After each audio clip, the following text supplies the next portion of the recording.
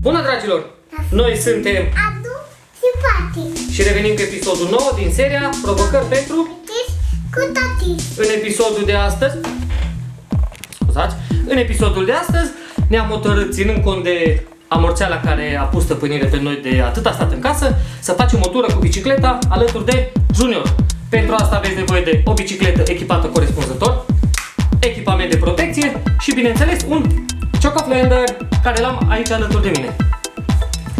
Distanța propusă este de 30 de km. Eu zic rezonabilă pentru orice nivel de pregătire. Nu rămâne decât să vă urez spor în toate și... Exact.